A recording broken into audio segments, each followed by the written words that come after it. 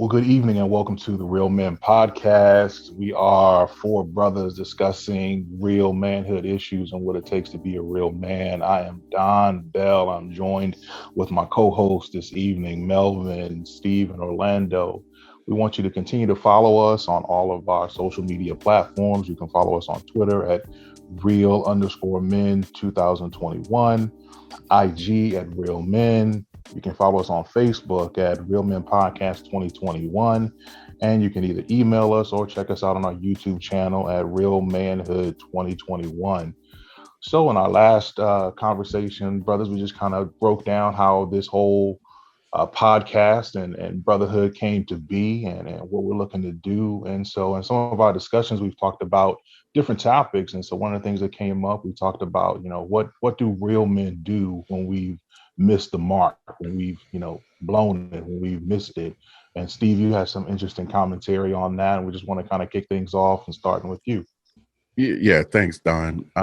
So yeah, in thinking about, what do real men do when they mess up, right?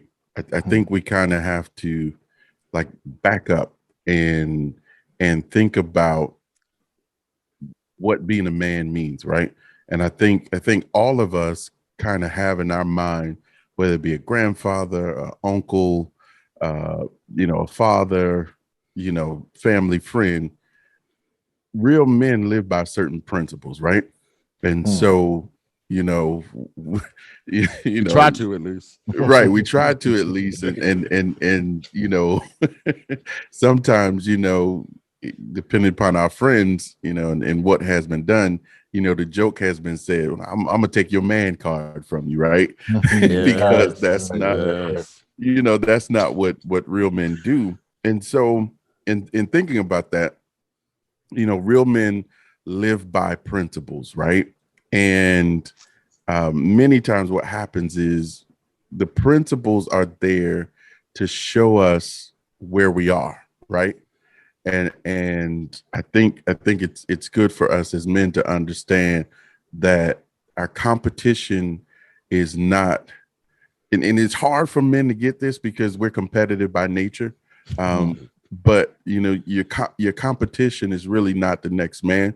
Your competition is how you're doing based upon the principle, right?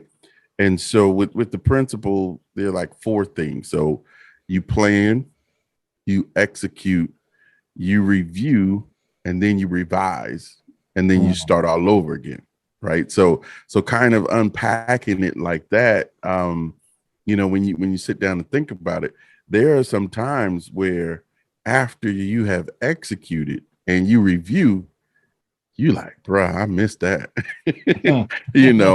And some of us it's harder for us than others to kind of, admit that, right? So the question is, when we mess up or miss it or, drop the ball, like, what is our go-to recovery mode? What do we do when we realize that we messed up or we missed it?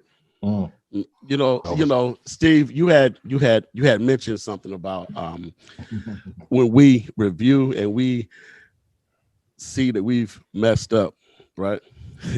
The hard thing comes in when other people see our mess ups, when other people see how we have done. And it's difficult because pride comes in there, man. Yes. Us men, y'all know how we are. We want to put on that face or that facade as though we don't make any mistakes. Even though we admit that we make mistakes, we don't want to have them. We don't want to make them. And sometimes, it's when other people see our mess ups, it's that brings a whole nother element into the revision part. Do we admit it? Well, I'm gonna keep it 100. It depends on the mess up, what I admit. That's what you admit, what you willing to admit to. Right. It depends. It's the degree of the mess up, and it depends on who it affects. Yeah. how quick does. I am to admit. And I think that Melvin touched on a key point. Pride comes in earlier. You asked what is it we normally do, and I would say probably 10 years ago, what I would normally do is deflect. What I would normally do is, make some sort of excuse. And so now that I've, tried to work on that whole pride thing, what I try to do is get to a point of acceptance and acknowledgement. When you talk about the 12 steps of recovery, the first step is realizing you have a problem. And so, like you said, sometimes, you have to take that assessment and review, like something ain't working. I've missed it some sort of in some area, and taking that accountability and that acceptance. I missed it, and the enemy wants us to stay stuck in pride. So that's what we first of all we have to realize. The enemy wants us to stay stuck in that place of pride, to either where we don't realize there's an issue, or we don't take full accountability of there being an issue. Because on either path, we're not going to try to fix the issue, right? We're not going to try to make it right. And so what I've been trying to do in recent years is take accountability. I'm going, particularly when it comes to our kids. I think that's a strong point. I'm going through that with my son, who's 18, just graduated, and so as we're talking through some things and understanding how he thinks in his thought process, having to go back and kind of reassess and modify and kind of revisit some things. And we've had to have some very transparent conversations on some areas. Pop missed it, back earlier in the day, or some areas that he's further along at 18 than I was when I was at 18 in certain areas, and realizing that and trying to get him to not make some of the similar mistakes that I've made and that sort of thing. So I think that pride piece is huge, because we can just say so stuck in pride that we're not willing to deploy any of the other steps that it takes to get us on the right path when we have blown it, because we're gonna mess up. And that's the thing, is it's okay, but because we're so competitive, we don't want to show vulnerability, and we think we know it all, and we really don't. We can stay stuck in that step process, and we just spin our wheels, and the cycle just continues to go on. We continue that lack of productivity, and we just going nowhere at all. Man, y'all hit the nail right on the head for me when you talk about accountability.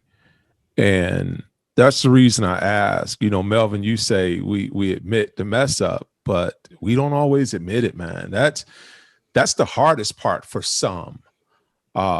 Taking ownership, taking accountability. I always make the reference of, people can sometimes have vampire-like reflections in a mirror. You look in a mirror and a vampire don't see himself. Vampires see everything that's going on behind him. He can see what this person's doing. He can see this person's flaws. He can see everything that's going on in that reflection except for himself. Vampire don't see himself, but we have to be better than that as real men. We have to be able to, our mirrors have to have integrity. And I think that's the starting point before you can get to that plan, before you can get to executing and reviewing your execution, and then revising if you need to. And Steve, I just love those steps. We have to start with accountability. And Don, man, you talk about you talk about the kids. They become our biggest assessors. Because they hear everything we're saying. They've been there. We've poured so much of our wisdom into them, and they become our biggest assessors because they can sit back and grade us based on what we've told them. I'll give you a prime example. Today, we're fresh off of last week in Myrtle Beach, my daughter's national dance competitions. And I think we touched on this before. Sometimes as men, we feel unappreciated. We don't feel like the gratitude is there, that, we make the sacrifices and we do different things. And sometimes we just feel like we're not appreciated by the kids, by the wife, whomever it may be. And it was one of those conversations today. And I sat there and I found myself sounding like that tape recorder, and I got frustrated, and I said, you know what, I'm done. And I'm talking to my 15-year-old, and I get up, I walk away, and I'm finishing unpacking my stuff. And she comes into the office and she says, Dad, so that's how you're gonna end the conversation. And it sound just like you. Sound just like you. And it threw me off. I'm like, huh? She say, so is that how you're gonna end the conversation? You just gonna act like we weren't talking about nothing? And that's what she said to me. So I'm looking at her, man. You know, you kind of tilt your head, but you, as a real man, you have to sit there and you have to deal with that. So she continues. She says, so one of the things you always tell me, she says that if we're going to discuss something, we need to discuss it to resolution. Yeah. And one of the things you always say is if you're not going to resolve it at that point in time, then you leave the door open for it to come back up. So we have something on the table. Are we going to resolve it? And hey, I had to go sit back down. Yeah. I had to go sit back down and give her the floor, and allow her to express herself, because a lot of times we get to the point where we'll express ourselves, but we don't take time to stop and get understanding. And I believe I read somewhere it says, in all thy getting, get understanding. Yeah, it does. It does. Yes, it does. So, it's right there. It's right there. So, you know, I had to give her the floor and take an opportunity to get her perspective on it, to see just what her intentions was. And it was a nice, robust conversation. But again, it started with me being in a place where I'm able to accept that, me being in a place where I'm able to humble myself, because if that was my old man, you know, if that was my old man 30-some years ago, that goes a whole, it takes a different turn. You know what I'm saying? Yeah, it's a different kind of conversation. What? Yeah, you grown now? You smelling yourself? Right. So it's just, we have to be there as real men. It's just something that we have to be able to do. And man, wow. I was thinking the same line, because, you know, as we parent our kids, you know, parenting in this generation is way different from how our parents had to deal and operate with us, because our children are facing things that we had no realm of understanding of, or we didn't have to face until adulthood or whatever. And so there's always that delicate balancing act where we allow our kids to express themselves or whatever. But when it comes to that moment of them checking us to a certain degree with respect, but holding us, pulling us on the carpet from a level of accountability, like, nah, Dad, that's not what you said, or Dad, when you said thus and so, this is how we're supposed to do.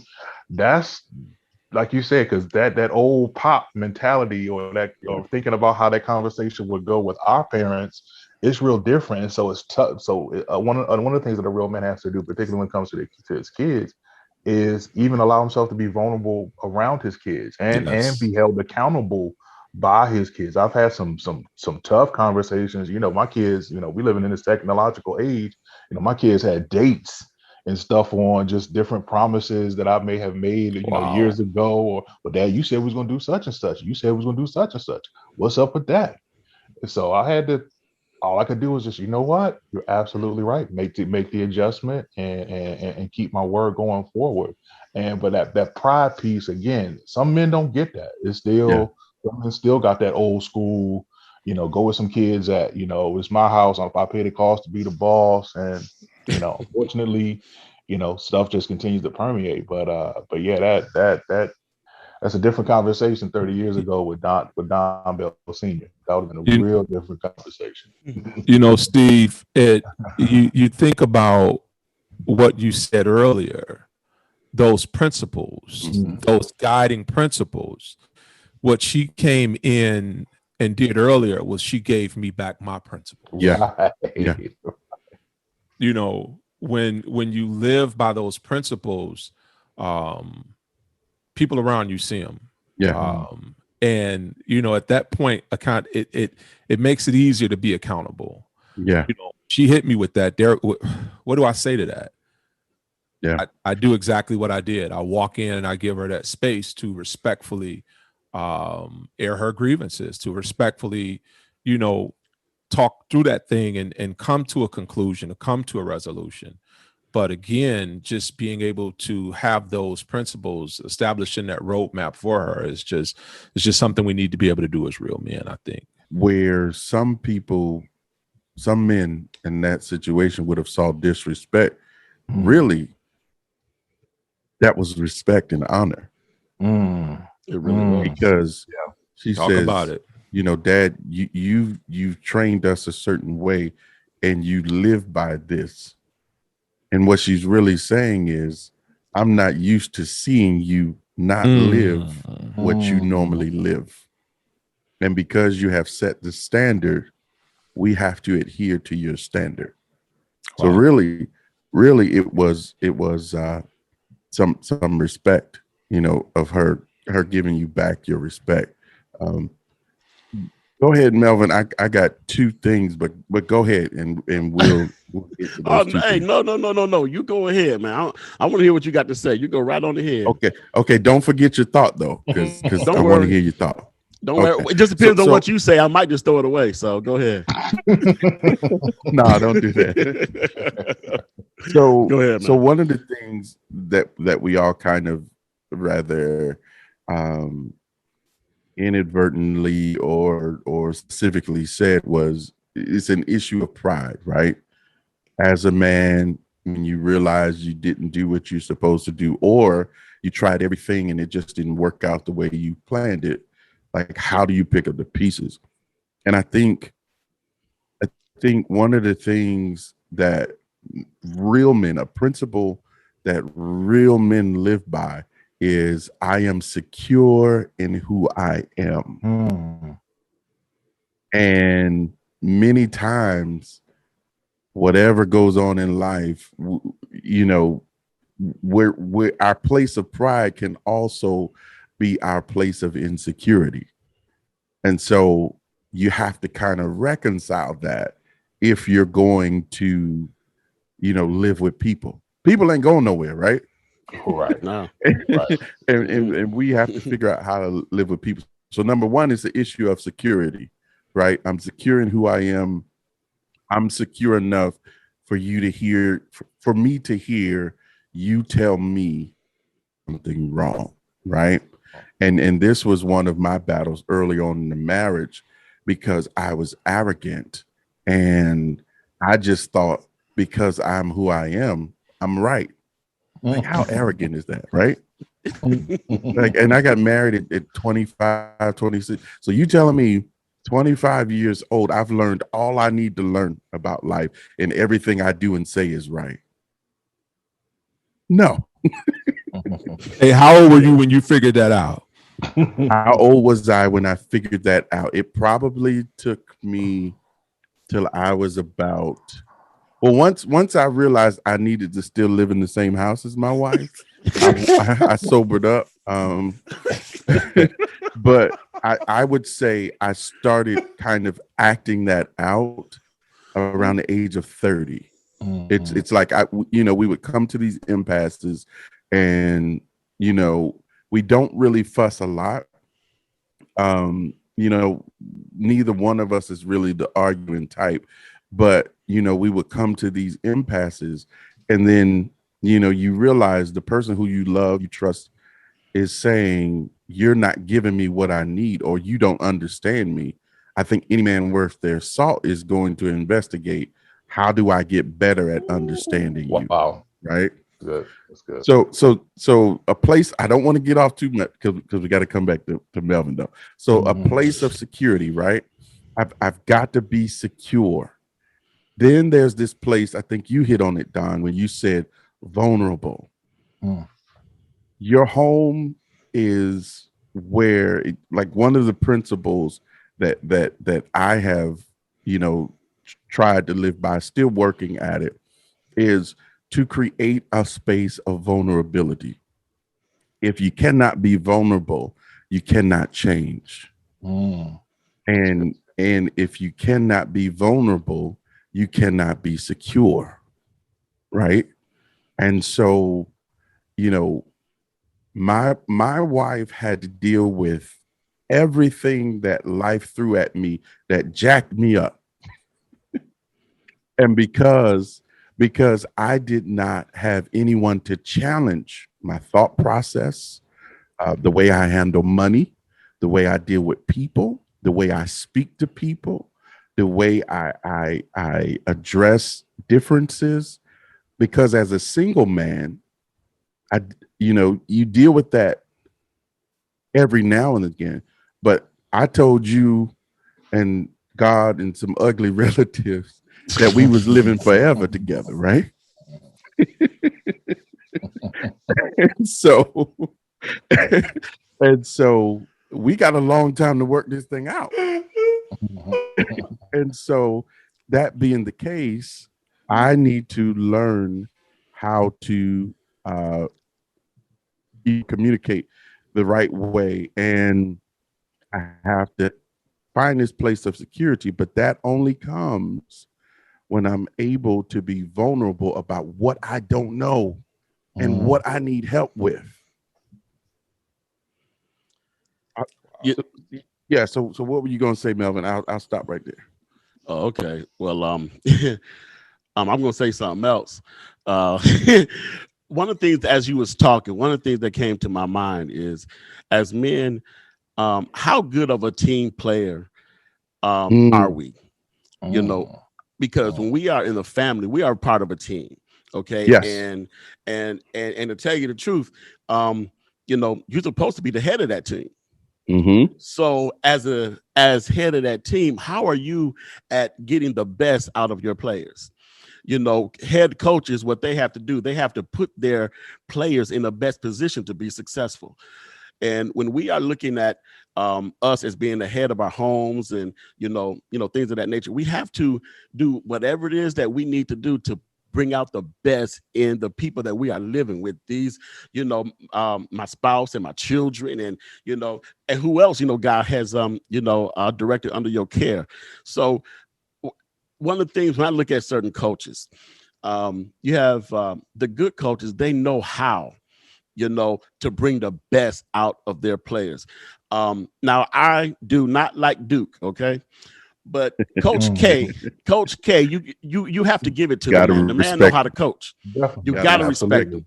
The man know how to coach, okay? And one of the things that he said is this, the reason that they talk so much, because sometimes at the end of a game, you're tired.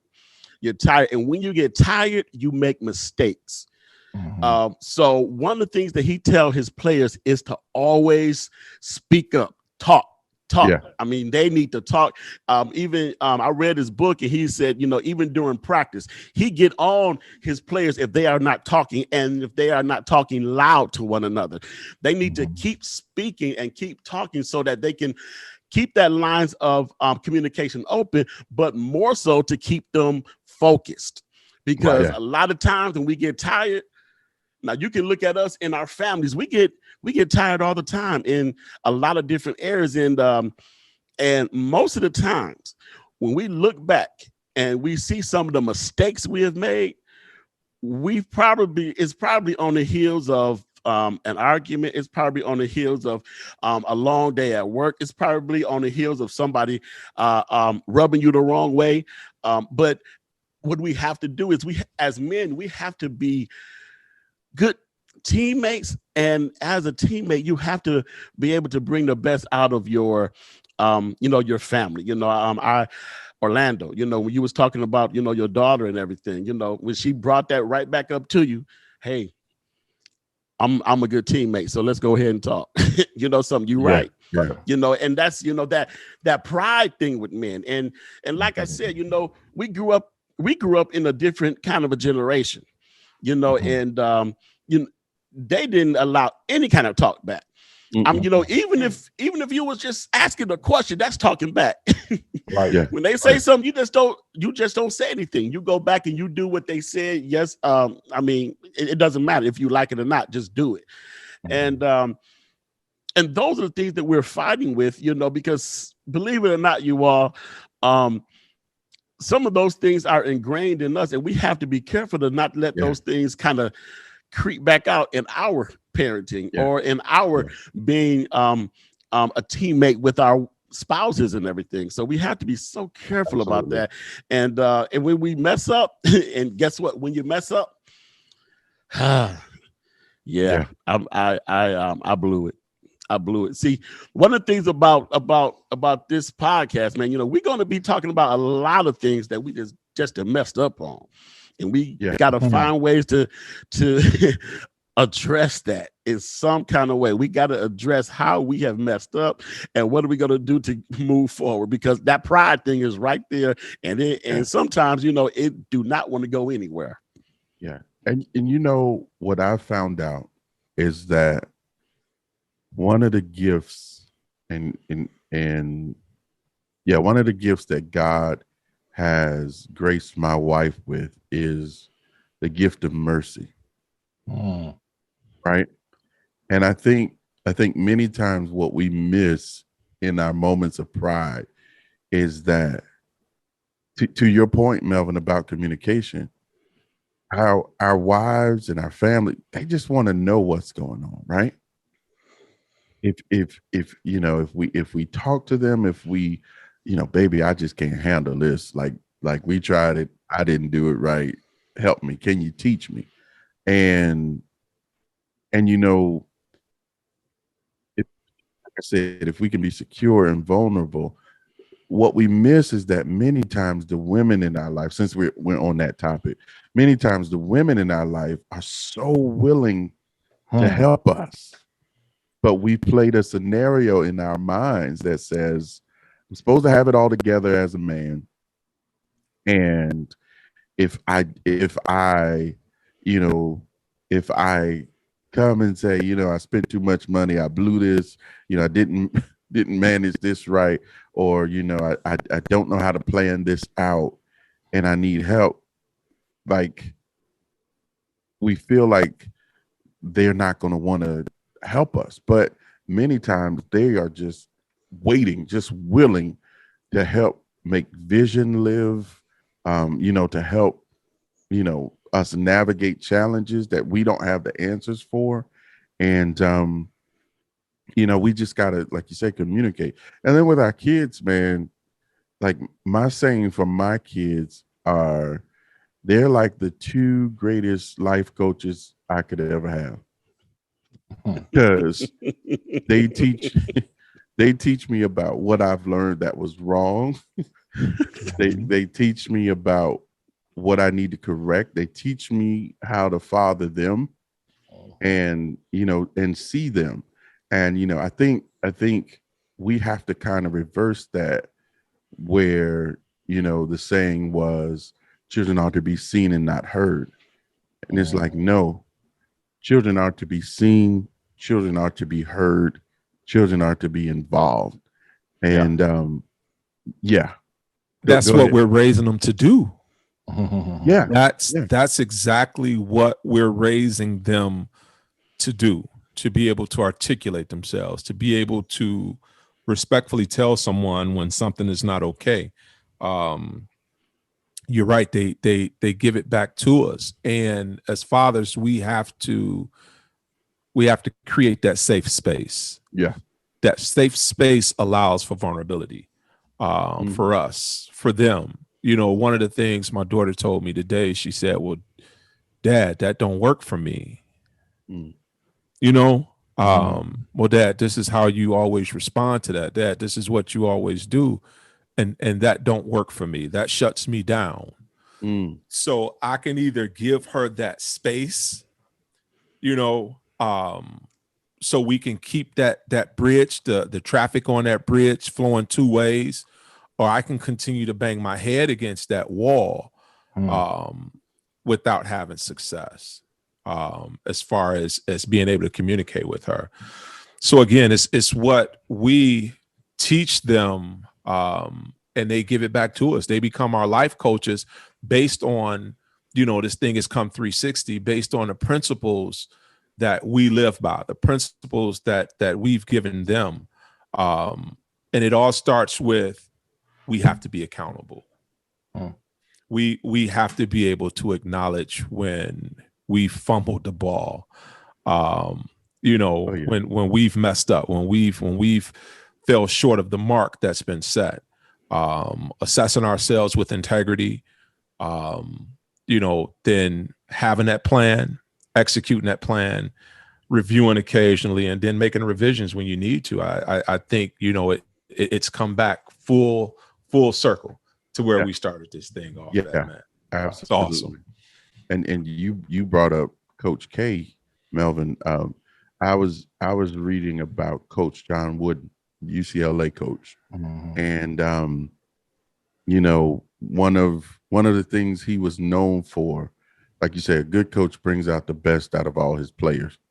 He would assess his players where they're making the best shots at, and after he assessed that, he would design plays for them to shoot in the area that was the best shot for them to shoot at. And I mean, that's what a coach does. So if we're talking about,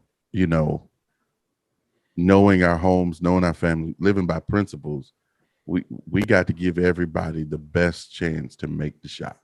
Right. Wow. And wow, that's putting people in position to win, putting people in a position to be successful. As men, that's what our job is, and this conversation is definitely going to have to be, we have to piggyback on this, and because it's some more stuff that I got in my head I want to get on out, but we might have to just go ahead and just wait till our next episode. But this episode here, just talking about the importance of men, and just how to deal with picking yourself back up, how to deal with trying to move on, trying to deal with, we talked about accountability. We talked about a few different things and some examples, because it's not always easy. It's not always easy at all, because one of the things that I think that men have to deal with most is that pride thing, because, we are meant to be the heads. We are meant to make sure our family is okay. And when we mess up, we don't associate our messing up with being a good head of the household. But we have to change the way our thinking is, because perhaps, that can be the best way that you can be the head of your home. And that is admitting when you're wrong, admitting when things are not going quite like you thought, and having your family realize, well, hey, if he can go ahead and apologize, if he can go ahead and admit his faults, and if he can admit that he's not having been as accountable as he should have been, well, guess what? Maybe I can do a little bit better as well, because guess what? We're still the head.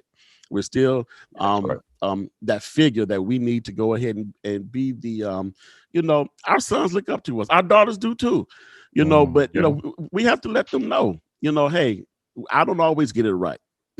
I mess up all the time. So to our listening audience, we really appreciate you all, just sticking with us. And if you all have any questions or comments, please, feel free to email us at realmanhood2021@gmail.com. You can find us on Twitter at real_men2021 and Instagram realman2021. Join us, write out your question. If you don't agree with us, hey, let us know. We want to engage you all. We want to engage all the things, that you're going through. And hey, if we don't have an answer, we know we most certainly will not let it go. And, we'll find an answer for you. Ain't that right, fellas? Absolutely. That is what we're here for. So we about to go ahead and end this podcast.